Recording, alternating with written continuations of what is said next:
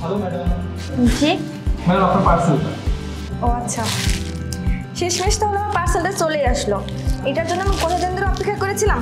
আচ্ছা ঠিক আছে, আপনি দাঁড়ান, আমি এটা টাইল দিয়ে দেখি।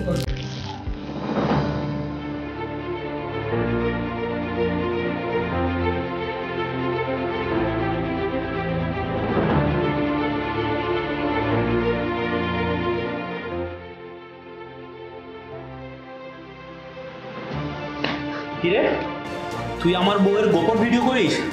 চল।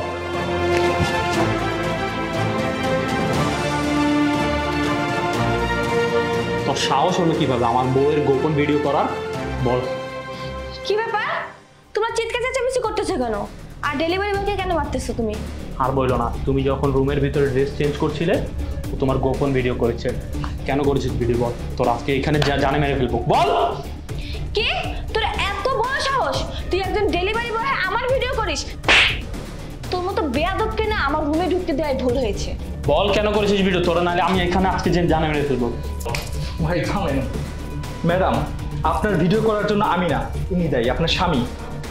আমি দায়ী মানে? আমার বোন আপনার স্বামীর অফিসে চাকরি করত।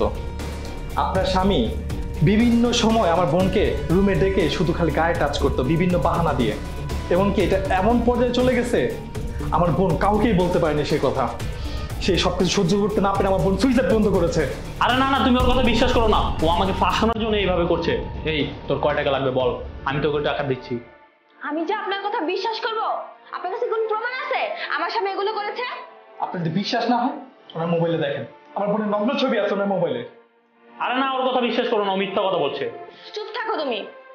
কে সত্য বলতেছে আর কে মিথ্যা বলতেছে এটা তো প্রমাণ করা দরকার। ফোনটা দাও তোমার। তুমি আমার কথা বিশ্বাস করো? বিশ্বাস করছি, তুমি এখন ফোন দাও।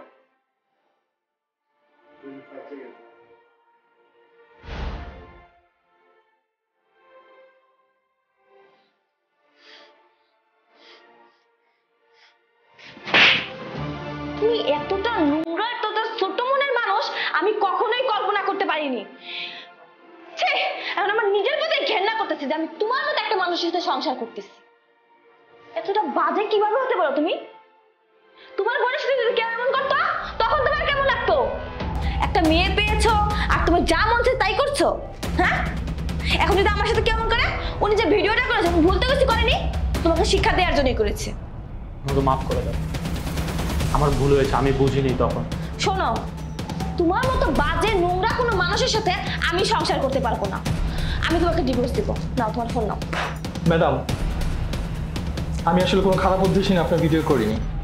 এই যে আপনার সামনে আমি ভিডিও ডিলিট করে দিচ্ছি। সরি ভাইয়া, আমি না বুঝে আপনার গায়ে হাত দিয়েছি। আর ওর হয়ে আমি আপনার কাছে মাপ চেয়ে নিচ্ছি, আপনি আমাকে মাফ করে দেবেন। থাক ম্যাডাম, সরি বলে কি আর হবে? আমার বোন তো আর ফিরে আসবে না।